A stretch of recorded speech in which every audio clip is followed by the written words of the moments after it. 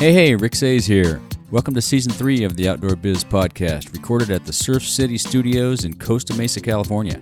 I have another great season of interviews with retailers, brand managers, athletes, executives, and others in the outdoor biz to share their stories, tips, advice, productivity tricks and hacks, and ideas you can use to take your career business to the next level.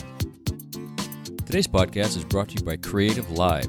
Start learning for free today with their amazing selection of on-air classes. With over 1,500 curated classes in photography and video, money and life, craft and maker, art and design, and music and audio, there is something for everyone.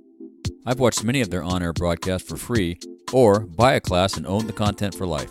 Go to theoutdoorbizpodcast.com/creativelive and start building creative skills from the world's top experts today. Pete shows up with so much inspiration and energy. I love it, and thank you. We talk about his experience with depression, how he discovered running, his Iditarod success, and a whole lot more. This is another must-listen episode. Thanks, Pete. Enjoy. Hey, Pete, welcome to the show. Thank you for having me, Rick. Yeah, great to have you on the show. Pretty exciting to talk to you. I've never talked to an Iditarod participant, let alone finisher, so I'm pretty excited about this. Yeah, absolutely. You know, it's I always have to say up front, you know, I'm one of these few that do it on foot, so I have no dogs. Yeah, it's just right. Best to let the listeners know that right up front before they start asking me what my lead dogs' names are at the end of, you know. Right. That's good, yeah. Yeah. So, how'd you get into the outdoors? What was your first outdoor experience? Well, I've been an athlete my whole life, so Okay. I've been, you know, I kind of grew up in that generation where I was outside all the time. You know, Mom would have to ring the bell and get us inside. Yeah, It's right, kind of yeah. the opposite of today. We were the first free-range kids. Exactly. Yes. And so I take pride in that. But no, I was outside all the time, messing around the woods, and mostly it was sports. You know, I was big into the ball sports growing up, but I always had a heart for the outdoors. Felt more comfortable there than inside. Nice. And so it's just been a lifelong love affair, really, with the outdoors in any realm. I don't like to be boxed in by, oh, you're an ultra runner or you're a hiker. The titles don't mean much to me. I'm just an outdoorsman. Yeah, so. cool. That's awesome. So you do all of it, backpack, obviously Everything. You're a runner. I Yeah, mean, very I cool. love it all. I mean, I really like, you know, I get kind of bored. You know, I love ultra running, but once in a while, I need some action. You know, I need something else. So there's always all these different sports you can go to. Oh yeah, totally. Yeah, I can relate to that. Yeah. Did you grow up? So we were just talking. You're in North Carolina. Did you grow up there? No, I grew up in Detroit, Okay. outside of Detroit, and pretty much got out of there as fast as humanly possible when I had the opportunity. Nothing against it. It was just I longed for the mountains and the west and the north and all that. So it was pretty easy to see I was a goner. But yeah, it was a great upbringing. But yeah, my life is you know, my formative years, like after high school, college, and you know, early adult life was all out west. So it was like every lesson I learned, it was out west, and so I loved being out there. But then I met my wife, and we went from Colorado to North Carolina. So so this is for sure home now. Asheville is a great spot for me. Beautiful spot. Yeah, beautiful spot. Yeah. The Darby folks there are great to work with too. Oh yes, yes they are. Corey made our connection. I appreciate that. I'll have to give a shout out to Corey. Thanks, Corey. Absolutely. Corey's my man. Right on. You know, he's my publicist, and it's so funny because I'm just one of these athletes that I'm not much of a self-promoter. And so I kind of needed some help once I got back from the Iditarod to kind of get my name out there. And they've done a hell of a job. They do a great job. And I would never be doing things like this if it weren't for them. So it's a lot of fun. Yeah, right on. Yeah, good folks too. Yeah, I got to meet them the other day. So you talk about battling depression and vices throughout your life. Tell us a little bit about that. I mean, I don't know if I've battled the depression, but I've got plenty of vices. Yeah, I think we all do. Yeah, you know? right. I'm just one of these few that's willing, a little bit more willing than your average person to speak about them. I find that I do that because I really have nothing to hide. I mean, I'm kind of an open book in my life. So, you know, my wife knows everything, and, you know, so I'm not holding anything back. And I kind of feel like, you know, some of the things I speak about might actually be helping somebody that's going through it now. And so good for you. That's why great. I'm kind of open book. But yeah, depression, I've dealt with depression since, you know, I've been a little boy. Wow. I was bullied in 5th grade, really, really, really bad. and I mean, wanted to take my life, didn't want to be around anybody, didn't, you know, it was really bad. And so that was kind of, I look back at, that was kind of the start of it. And you know, and you just lose, like for me, it's crazy. I mean, I talk about this regularly, but I can't believe I still remember vividly what happened to me back then. But it's affected my life. Yeah, if it's a traumatic episode, I think we all remember it's a traumatic those. episode. Yeah. And it's affected my life. And it really, I look at my life now, about to be 42, and I look at, you know, my circle of friends, and it's pretty tight, man. You know, I don't really trust groups. I don't really trust big groups of people. I'm not comfortable with them. And so, yeah, it's been kind of, the depression has been a lifelong thing. And you can ask my wife, it's been something that I've had to deal with from all the way back then till now. And so, but you know, it has been tough, but you know, like in my early years, it would come out in different places.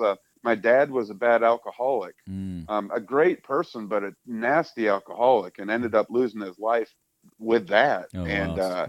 And so I was kind of going down the same roads when I was, you know, 20, 22, 23. And you're talking about a 20, 22-year-old with the mentality of like an entitled little shit 15-year-old. Right. You know, so it's like, it was not good for me for a while. And we're talking about, you know, drinking and drugs and pornography and, you know, and just all types of dark avenues that I was going down, that in a lot of ways I didn't feel much power over those during the time. I did find running at a time in my life when it was just, I had to find something else. How'd you find running? Was it a track program or? No, it was interesting. You know, I told you I was an athlete growing up, but I joke that, you know, running to me as an athlete was the punishment. You know? Exactly. Laps, right? You guys got to do 50 more laps. Come on, coach. Exactly. And so it was always just like, I held it as just like this, oh gosh, I got to go do this.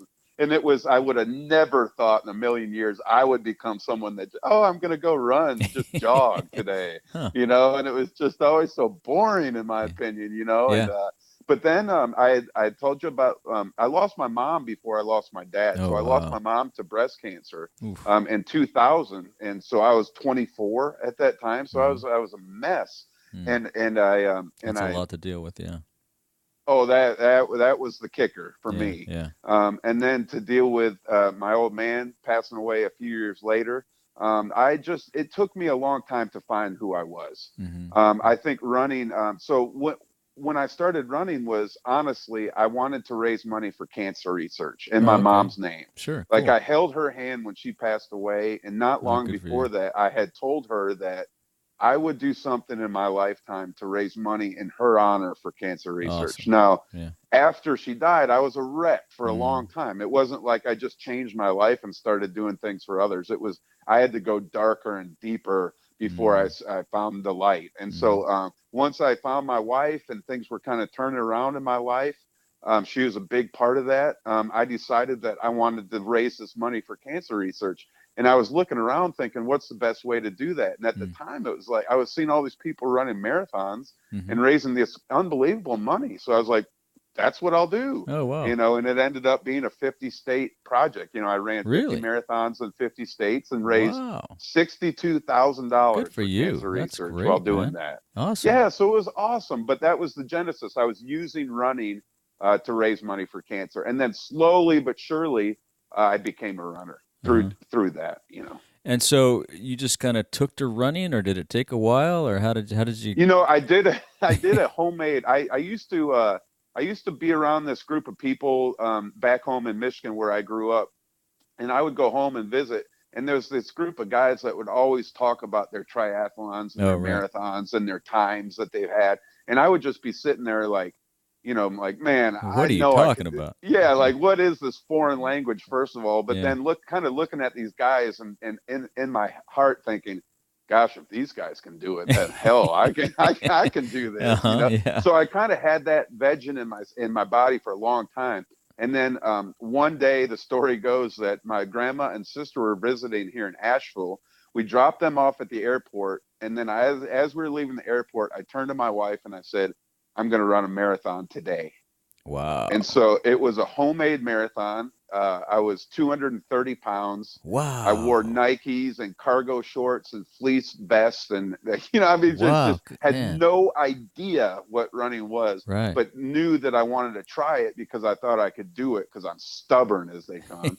And I made it. I made it 13.1 miles and turned around and ran back down a mountain and that's awesome, about crushed myself. But yeah, it was like, it was a time when I realized, like, I love this sport, but it's also mental too. So it was like this awesome, like it kind of itched a couple scratches in both ways. Like I got back to the sports that I love, but I also was able to go inside and really deal with a strong long mind. grind. Yeah, I did triathlons. Yeah. Never that long, but that run part of it, there's a lot of thinking going on.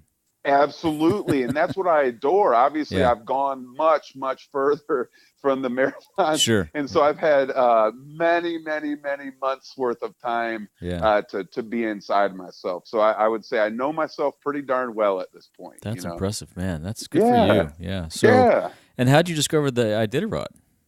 Well, so I had run all these marathons, and those had all led into ultra marathons. And so I was kind of just going down that road and thinking, well, I got to try and run longer and longer and see if I can't finish one of these races. So I started running 100-mile races and then ran a 200-mile race in at Lake Tahoe, around Lake Tahoe a few years ago. And then I was reading the Ultra Running magazine, and I read about this race called the Iditarod Trail Invitational, which is a race that happens on the Iditarod Trail a week before the dogs go. Oh. And it's either on foot like I do it and you haul a sled behind you, or people do it with fat tire bikes and pack up their bikes with all types. Cool. Yeah, exactly. Huh. And so I read about this and was just going, well, thank you for making a race for me personally, first of all. Yeah, sure. It just like spoke to me right away. And then just I had run sled dogs up in Alaska, thinking that's what I wanted to do with my life, was be an Iditarod musher. Mm-hmm. But once I was up there, I realized that the dog management and taking care of the dogs was just way too much for me. Yeah. And I just like to be personal, take care of myself. So once I heard that there was a way I could do the Iditarod without dogs on foot, just worrying about myself, it was a no-brainer to me. So that was kind of the start. That was back in 2014. So refresh our memories for those of us that, like me, that don't remember. How long is the Iditarod? The Iditarod is over 1,000 miles long. Holy cow. And so I had done the 350-mile race numerous years when I first started, and then and then failed trying to get to Nome a couple years. I mean, it's like trying to get to the moon. Yeah. I mean, it's boring. Oh, I've heard it's brutal. Yeah. It's just absolutely brutal. And so I failed a couple times, and then kind of just said, I'm going back and I'm going to finish this year. I'm not going back up again because I hate leaving my family, and I hate, it's just, it's tough on me and my family to do this. And so it was kind of all in this year on, good for you, on going back and finishing that thing. Yeah. So let's circle back. You mentioned the 50 State Project. Tell us a little bit about that. Yeah, that was a lot of fun. It was, the marathons, to me, I started running, like I said, I was not in running shape. I mean, I would just be stubborn. I would jog till about 15, 18 miles, and then I'd hit a wall and pretty much power hike in. Uh-huh. So for the first 20, 25 marathons that I ran, that was pretty much how I operated. Oh, wow. It was more or less just trying to get a check in a box. Yeah. It wasn't, I didn't give much time to training. My diet was crap. It was just kind of like, and people will laugh because they'll be like, well, you ran 30 marathons, and I did not consider myself a runner even then. Gotcha. And then I had what I called an epiphany race, where I was in the Northeast, some state, sometime running a marathon, and it was about mile 19, and I had stopped, and I was just power hiking in. And next thing you know, I was just getting passed by just hordes of people. And I mean, every different type of person you can imagine. I mean, every different body type, sure. All the way down and so I was just like, everyone that would pass me, it would just kill me because I'm competitive, and I was like, finally I was like, well, this is what you deserve because you put no training into it. So why don't you maybe see what could happen if you started training and following some training plans and really eating better. And so then it was not long after that, I was, running like 340, 410 marathons. To all of a sudden I ran a 3:05 and Wow. qualified for Boston, and and ran Boston. So it was just kind of like one of the, I knew I could run fast if I wanted to. It was just, it took a while for me to kind of have that want, So it snowballed. Yeah. It snowballed. Yeah. And then I just became a runner, and it was unbelievable. And so did you set out to do 50 marathons, or how did that? Yeah, that was just, after I ran that first homemade marathon here in Asheville, I was teaching 6th grade at the time. And so the next day I was in front of my class, and I was telling my class about what I had done. Well, one of my students came from a huge running family, and she went home and told her dad about what I had done. And the dad said, well, ask him if he's ever heard of the 50 State Marathon Club. Yeah. So next day she came in and said, have you ever heard of this? And I said, well, no, because I've been a runner for about 12 hours now.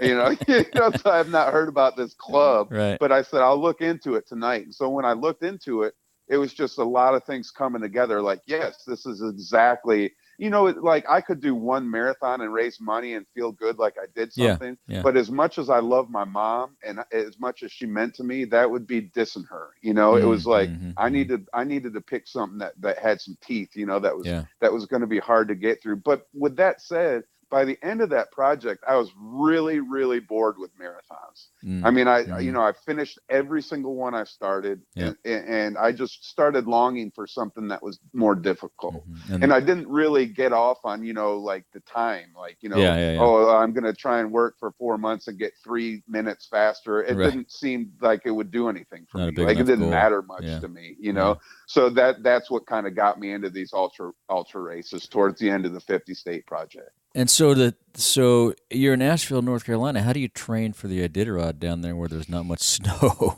Well, I'll tell you what, and there'll be people that don't agree with me, but this is a perfect example to show people that it's not physical what I'm doing; it's mental. Okay, yeah, that makes sense. I mean, I fully believe that 100%. So I train here in Asheville. There's no snow for me to train on. I don't haul my sled around. I used to haul a tire around me just to kind of mimic what the sled weight would be and pull that around. But I just figure I like going up to that race. I know what's going to happen to me physically. I know I'm just going to be beat up beyond belief.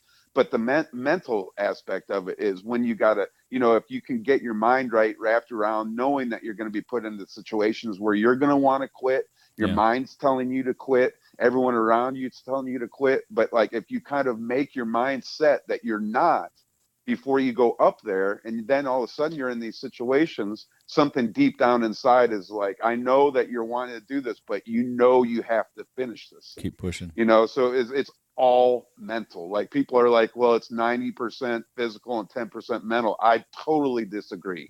I say that's vice versa. I would say it's 90% mental and 10 physical. So it didn't make much difference. And someone from North Carolina went up and won the Iditarod against a bunch of Western Alaskan athletes, and so it's like, what can be said about that? So how did you handle all the obstacles that popped up with the snow and the cravat? I'm sure there's all kinds of things, that weather. I mean, it's got to be just brutal from that front too. Well, the thing about it though that I like to always say is, everyone's like, where do you live, where are you from? And to me it's not quite where you live, because I live in North Carolina. But with that said, I've had years of experience mushing sled dogs up in Alaska through winters. Got you. So I mean, as far as taking care of myself, how'd you get that experience? What were you doing that?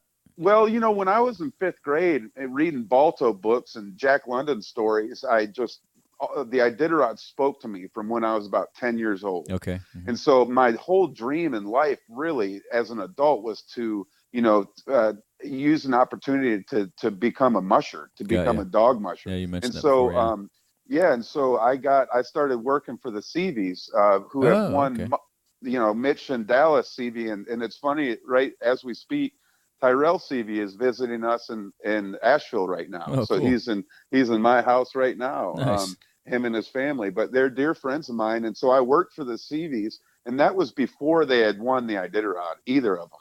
So the year I worked for them, neither of them had won, but they were hungry as could be to win.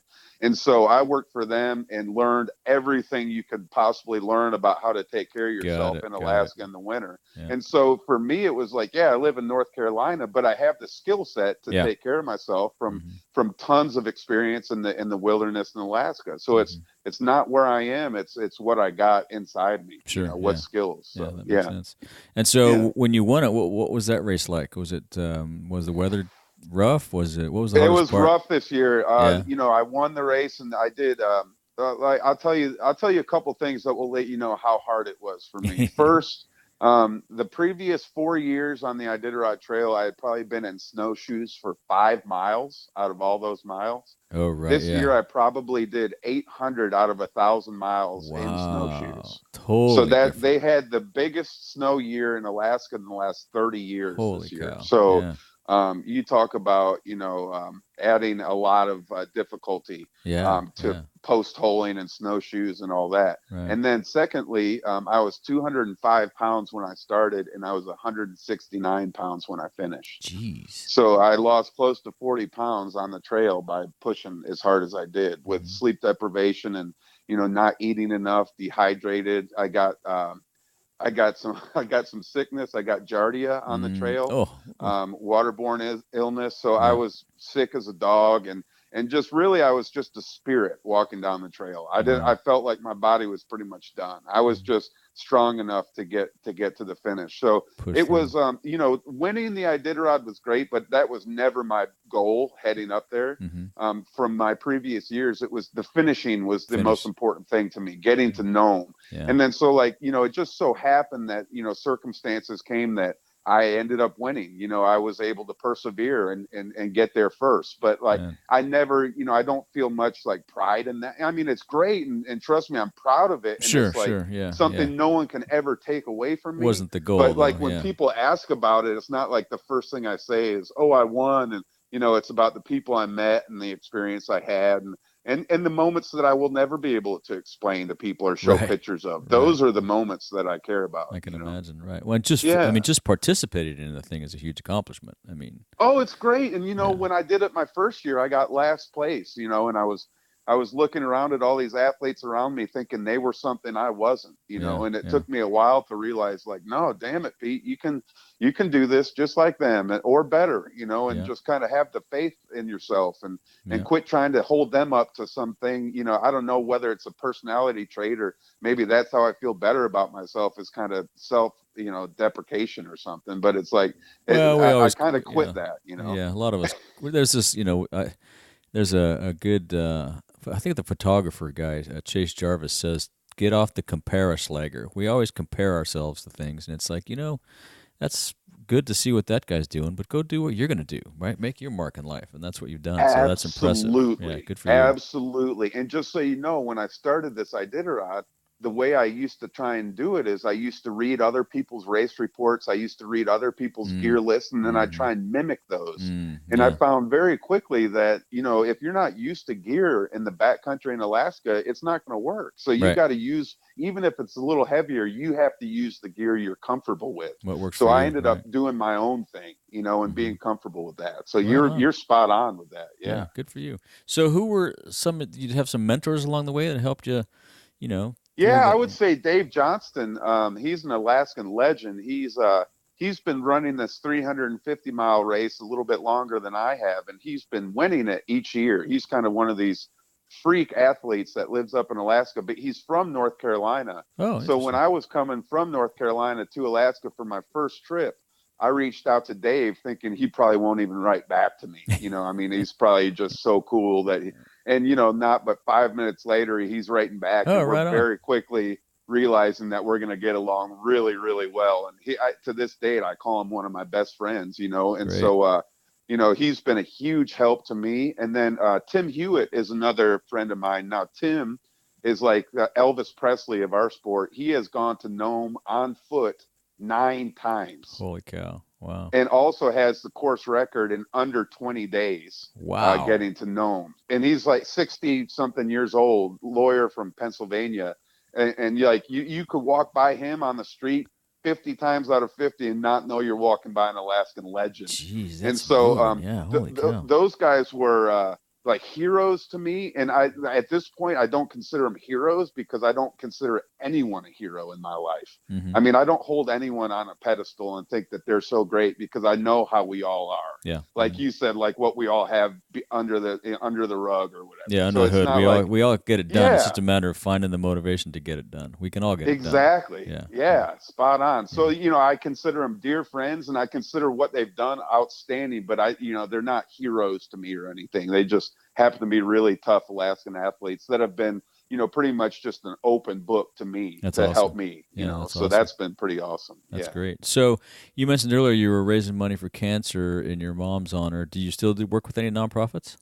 I do. Yes. I raised $62,000 for Komen, which was great. But when I got done with it, I realized that I had no idea what that $62,000 did that I raised money for. Yep. Like it's just gone. I didn't know if they raised $62,000 for them to buy a bunch of balloons or pink wristbands or signs or, I hated not knowing exactly. It was such a long, hard effort that to just see it vanished into a bigger pot.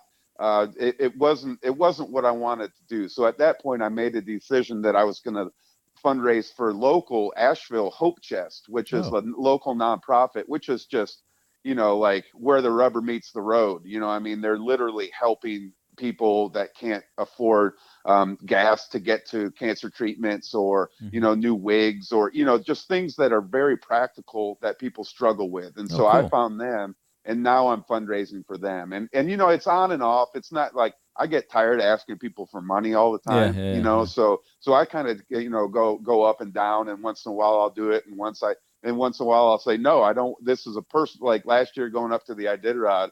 I did not want to deal with fundraising. Like this was a personal thing. I wanted to go get done. Sure. I knew what I needed to concentrate on and it wasn't fundraising. So that was just, so it comes and goes, but it's going to be a lifelong thing about helping others through what I do. We'll link to those guys in the show notes. That's awesome.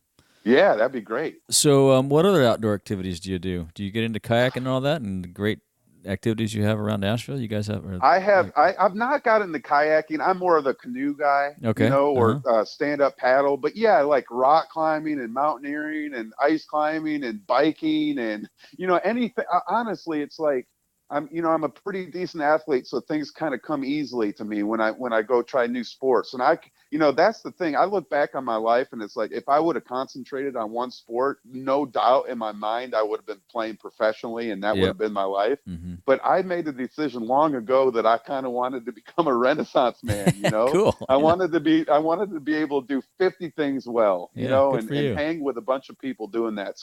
So it's like, running's great, but it's just one thing that I like to do. So it's not like I see a lot of people get into running and ultras, especially. And it's almost like running is their God, and it's like, it's all they'll talk about. And I just get so bored with talking about this stuff because I've been doing it for so long. It's not why I care about it, So. Well, you're right. I think when you're well-rounded like that, my opinion is it better prepares you to do something extreme because you have the mental toughness and the physical attributes from all these other different things to pull from as opposed to just one thing you're focused on.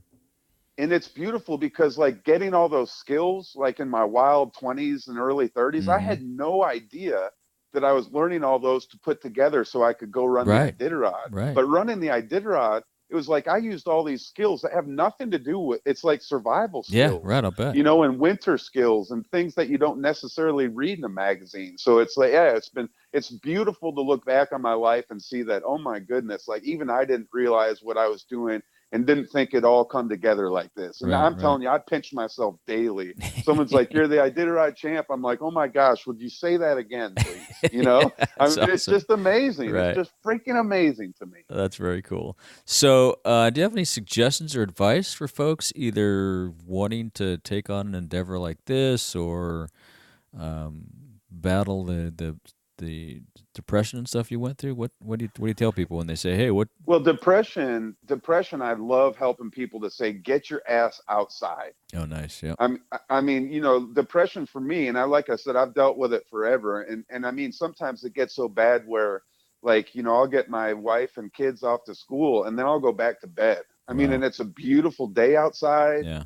I mean, there's nothing keeping me from having a great day, but it's just like this darkness that kind of overtakes me. And so if I do that and I stay inside, then I just go sideways, or it just takes over. Mm-hmm. But if I just go, okay, I sense what's happening, I know what's I'm going for a freaking walk. Nice. Outside, you see so much, and so much to keep your attention and to keep you away from, your dark feelings that are coming. And so being outside and running and sweating has just been my biggest antidepressant. So awesome. As far as that, I would definitely say and also like open up to people, open up to, I just did an article the other day and said, please open up to the people you love. And, if there's someone in your life that you feel could help or at least be an ear and not judge you, go there, because there are people that love you and want to help you, and might not even understand the extent of your darkness. So just open up, and that will probably bring some accountability. And so I hope people can get through that, because I know how tough it's been for me. That's and awesome. I'm not saying that I'm through it. I mean, I still deal with it, and I think I always will. But I've found little hacks to help me through it. And as far as like people that want to do winter ultras or winter big adventures or things like that, I always say I take a different approach with that. I always say there's a book by Jack London. It's a short story, and it's called To Build a Fire. Oh, okay.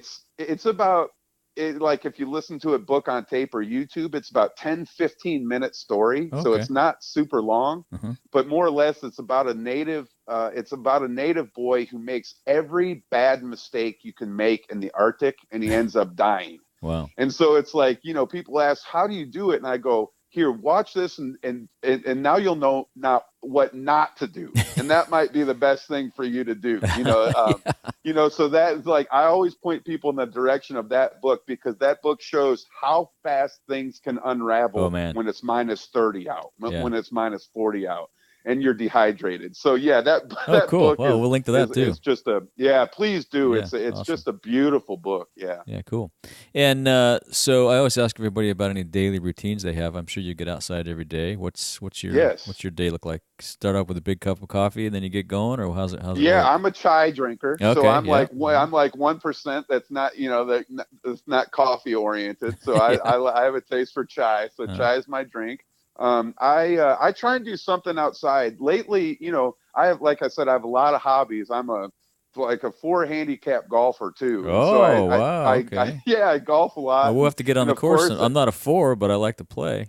Yeah, I would love that. That'd be awesome. I love that sport. As far as another mental sport. Yeah, no kidding, right? And so and I'll go play with my buddies, and of course they'll all be drinking beers and in their carts, and I'm walking and carrying my bag, because they won't let me get in the cart. They're like, we won't let you do that. Nice. So anything that gets me outside, whether it's chasing a ball or taking my dog on a walk or fishing or, just anything. And usually, like I said, if the depression is pretty heavy and I realize that I'm wanting to kind of curl up, then just a simple walk in the woods. That's awesome. Just a very simple walk in the woods will do it for me. Yeah, very cool. And so, in addition to that Jack London book, do you have any other books, favorite books or books you give? I'm a big Into the Wild guy. I feel like I'm reading my life story when I listen to Into the Wild in a lot of ways. So but there's also one called the Snow Leopard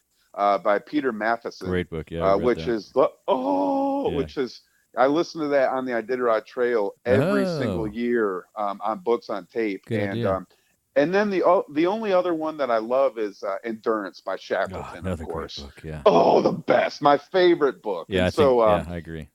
And so the reason I love reading those type of stories, especially like people are like, why would you listen to that while you're on the trail? Well, for me, it's like I realize full well that those guys, I look behind me. Let's say I'm on the trail. I look behind me. I have this awesome carbon sled, and I have all these North Face and Patagonia jackets, and I have a stove, and I have all this gear, and I have extra batteries, and I have a sat phone, and I have all this stuff. Right. I have every damn thing, and it's all the best freaking gear known to adventurers, right? Yeah. And then I'm listening to these stories of these people that don't have anything of that. Seal skins.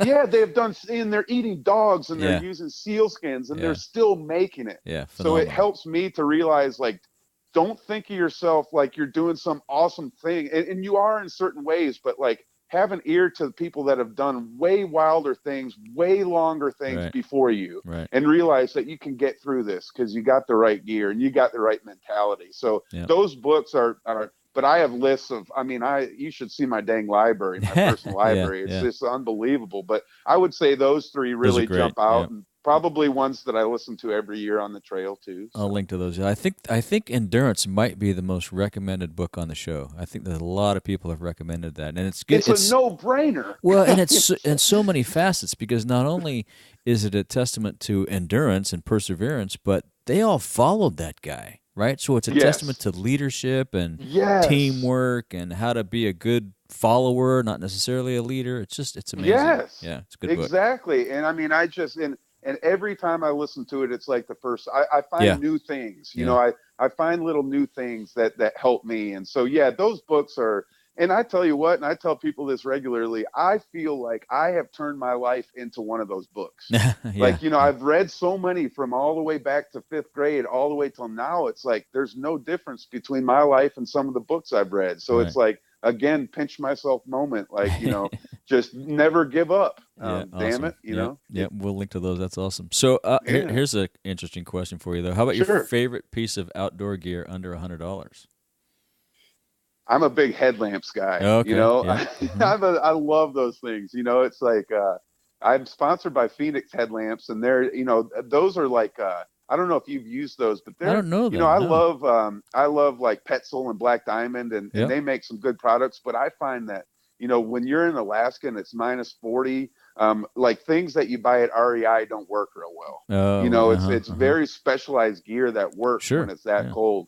These Phoenix headlamps are like, they're burlier, they're a little bit heavier, but damn, you could throw it into a dang wall and it would still work. You know, those things have proven themselves to me numerous times, because when you're out there, like I've been in situations where the only way that I can stay warm and stay alive is if I keep moving. If my headlamps go out, I can't move. So I have to hunker down and camp out in that weather. So, you know, I rely very heavily on my headlamps. And so, I would say a good headlamp. Yep, good, awesome. We'll look at Phoenix and link to those. Yeah. So as we wrap up here, is there anything else you'd like to ask of our listeners or say to our listeners? I would just say that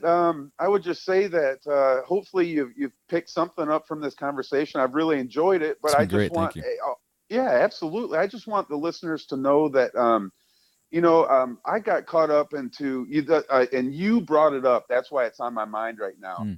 Quit the comparison stuff. You know, quit looking at someone and thinking that you got to go there or he does it better than you. You know, find your own path.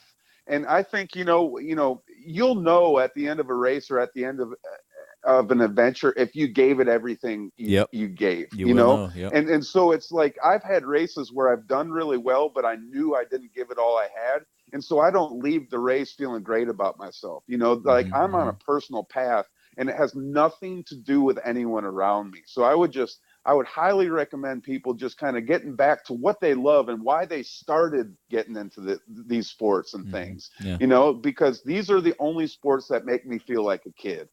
So that's, you know, and awesome. That's the dang truth. And so I would hope people would follow that lead. That's great. Perfect. And if people want to follow up with you, how can they reach out to you? Yeah, you know, I'm on. I'm not a huge tech guy, but I'm on Instagram. So it's at Pete Ripmaster. It's not Peter Ripmaster. It's at Pete Ripmaster. And then I have a website. It's PeteRipmaster.com, and that's where people can get in touch with me about public speaking. Okay. We didn't talk about that, but I'm starting to really do a lot more in that realm and really enjoy it. So that's kind of how people can track me down. Cool. Well, we'll link to all those things in the show notes, and it's been great chatting with you, Pete. I look forward to meeting you one day. Do you travel to the OR show? Have you been to the OR show?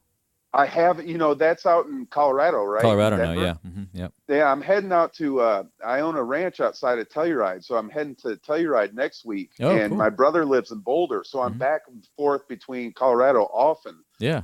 So if you're based out of that area. I'm actually in California, but the show is just the gathering place of the outdoor industry. So I think the next one is in November, and then there's another one in January, and I'm sure the Darby folks can... I'd be happy to walk you around and introduce all the brands are there showing off their new gear and all the, the who's who of the biz is there. It'd be great to connect with you there. Or, sometime I'll get back to Asheville or something. Be good to... Absolutely. Yeah. Well, I would love it. And I think we need to get out and play some golf sometime. Sounds good. All right. Yeah. Okay, yeah. Rick. Thanks, Pete. Thank you so much for having me. Thank you. All right. Have a good day. Okay, brother. All right. Bye. See you. Bye. How could you not love that conversation with Iditarod champ Pete Ripmaster, right? You can follow up with Pete on the web at PeteRipmaster.com and on Instagram at PeteRipmaster. You'll find links to everything we discussed in the show notes at theoutdoorbiz.com/episode 137. Be sure to hit your favorite podcast app and subscribe today. Thanks for listening. I'd also like to take a minute and thank the Outdoor Biz podcast supporters on Patreon, Scott Oshman and Will Dawson. Thank you for your generous support of the Outdoor Biz podcast, and be sure to get your free hug next time we see each other. I'd love your support too. Please visit patreon.com/theoutdoorbizpodcast and sign up today. Thank you.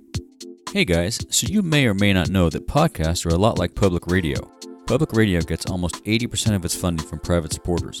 In addition to sponsors and foundations, people like you give donations too. The vast majority of a podcast's expenses are devoted to producing and presenting episodes and the distribution of audio to RSS feeds and digital media services like Libsyn, SoundCloud, etc. The Outdoor Biz podcast is on Patreon to make it easy for you to offer your support. Patreon is a simple way for you to contribute to the podcast every month. There are even some simple rewards in return. Go to patreon.com/theoutdoorbiz and become a patron today. Thank you so much. If you want more of the Outdoor Biz podcast, you can subscribe on iTunes, Stitcher, Spotify, or your favorite podcast app. Be sure to go to theoutdoorbizpodcast.com where you'll find all the links to the episodes, show notes, and much, much more. And be sure to make time to get outside and take someone with you.